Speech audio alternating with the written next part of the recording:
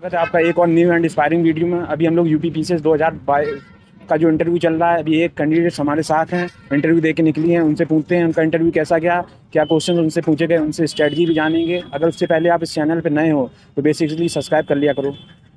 तो मैम अपना नाम बताइए, आपका एजुकेशनल बैकग्राउंड क्या था उसके बारे में बताइए।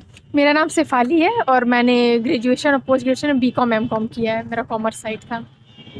उसके बाद 2020 से मैं यही तैयारी कर रही सिविल सर्विसेज की। कहाँ पे रह के तैयारी की आपने? मैं यहीं प्रयागराज में रहती हूँ, इस पढ़ाई यहीं कर पे रही रहती हैं। हूँ। तो मैम आपका ऑप्शनल एंड मीडियम क्या है? मीडियम मेरा हिंदी है, ऑप्शनल मेरा हिंदी साहित्य है। ओके। कोचिंग वगैरह ली थी आपने किस तरह नहीं, से? मैंने कोचिंग नहीं ली थी, मैंने सेल्फ स्टडी की है। तो मैम अभी आप इंटरव्यू दे के आ रही हैं, तो बेसिकली किस तरह का इंटरव्यू किया, क्वेश्चंस किस प्रकार से पूछे गए आपसे, एंड जो क्वेश्चन रिकॉल कर पा रही हैं उनके बारे में बताइए आप। मुझसे तो बीकॉम एमकॉम से रिलेटेड क्वेश्चन पूछा गया था। सबसे ज़्यादा मेरा 90% इंटरव्यू बीकॉम एमकॉम पे था और थोड़ा बहुत मेरे ऑप्शनल से पूछा गया। बाकी करंट का कुछ भी नहीं था, यूपी से कुछ भी नहीं था बस, और सिचुएशनल क्वेश्चन कुछ भी नहीं थे बस। मैम कितनी देर तक इंटरव्यू लगभग चला होगा आपको? मुझे लगता है 15 से 20 मिनट के बीच में। अच्छा, क्वेश्चन जो रिकॉल कर पा रही हैं वो बताइए मैम।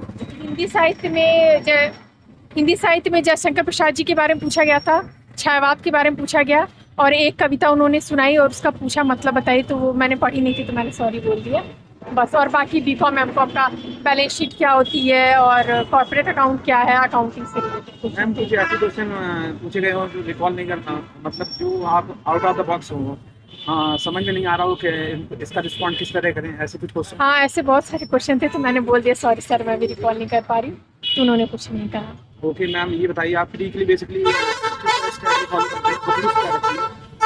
बुक लिस्ट तो वही बेसिक है जो सब पढ़ता है। हिस्ट्री के लिए स्पेक्ट्रम हो गई और पॉलिटी के लिए लक्ष्मीकांत हो गई, इकोनॉमी के लिए रमेश सिंह सर की बुक हो गई। ये सब पढ़ लीजिए आप। मेन करंट अफेयर्स पे फोकस करिए क्योंकि प्रीलिम्स में तो करंट अफेयर्स से ज़्यादा पूछा जाता है। और बस ये, और टेस्ट सीरीज लगाइए, आपका हो जाएगा। टेस्ट सीसेट वगैरह के लिए मैम किस तरह सीसेट भी अपना, हाँ, एक एक पेपर लगाते रहिए। एक टेस्ट सीरीज ले लीजिए सीसेट के लिए भी, अपना वो लगाते रहिए। उसको भी हल्के में नहीं लेना है क्योंकि उसमें भी बहुत लंबा हो जाता है।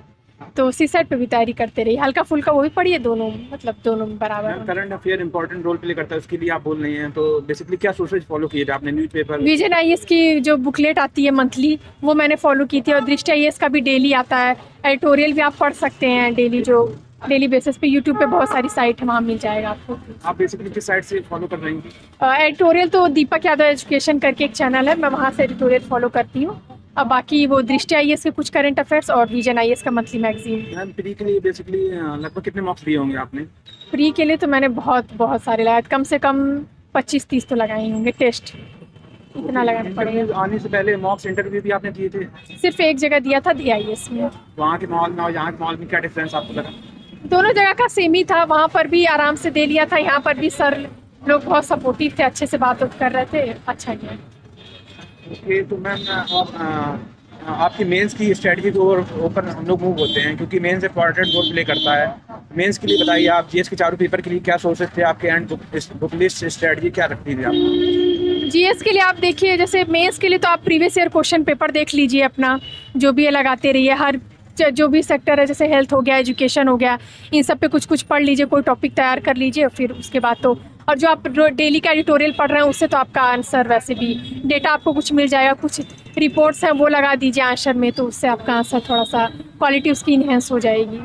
जीएस 4 पेपर के लिए आप बताइए, एथिक्स के लिए क्या आपने किया था? दृष्टि आईएएस की एक बुकलेट आती है, क्वेश्चन आंसर की सिर्फ होती है, मैंने उसको पढ़ा था। और मैंने टॉपर्स के आंसर कॉपी होते हैं, उनमें से कुछ कुछ एग्जाम्पल निकाल के एक जगह नोट्स बना लिए, तो फिर मैंने वही एग्जाम में सब वही डाला। मैम जनरल हिंदी एंड ऐसे को पेपर पीसीएस में होता है, उसके लिए आप बताइए। जनरल हिंदी, जनरल हाँ, हिंदी एंड ऐसे हाँ, उसमें तो मैंने एक नालंदा पब्लिकेशन की जो बुक आती है वो पढ़ा था। बाकी जो कोचिंग में जो टेस्ट सीरीज होती है वो दिया था, बस उससे ज़्यादा और कुछ नहीं। ऑप्शनल? ऑप्शनल के लिए विकास देवीकीर्ति सर के नोट्स से वो पढ़े। ओके। तो मैम रिवीजन का इम्पोर्टेंट रोल काफ़ी होता है, तो उसके लिए बेसिकली क्या स्ट्रेटजी रखती थी आप? क्योंकि ये इतना फैक्ट होता है, डेटा होता है, उसको याद करना मुश्किल हो जाता है, तो वो बताइए, भूलता बहुत है। सुबह आप क्या कहते कि जैसे अगर सुबह कोई चीज़ पढ़े तो एक बार शाम को भी उसको वो याद कर लीजिए, एक बार रिवाइज कर लीजिए। फिर हफ्ते में एक बार और, जैसे सैटरडे संडे आप रिवीजन का रख दीजिए, उस टाइम रिवाइज कर लीजिए। हाँ, रिवीजन बहुत ज़्यादा ज़रूरी है, सोर्स ज़्यादा मत कलेक्ट करिए, थोड़ा बहुत रखिए, उसके बाद फिर रिवाइज करिए तो हो जाएगा आपका। कि मैम जो आंसर राइटिंग होती है उसके लिए आपने किस तरह प्रिपरेशन की थी, वो भी क्योंकि मेंस डिसाइडिंग फैक्टर होता है आपका ओवरऑल रैंकिंग में, तो वो बताइए आप। टेस्ट सीरीज ज्वाइन की थी, दृष्टि आईएएस का लिया था, ध्येय आईएएस का लिया था। मैं टेस्ट रहती थी, जो भी नंबर मिलते थे अगर कम रहता तो फिर देखती थी कहाँ गलती है, सही नंबर रहता तो उसको और सुधारने की कोशिश करती थी। टेस्ट सीरीज दीजिए, उससे आपको जो भी कमियां हैं या जो अच्छाई हैं वो सब पता चल जाएंगी।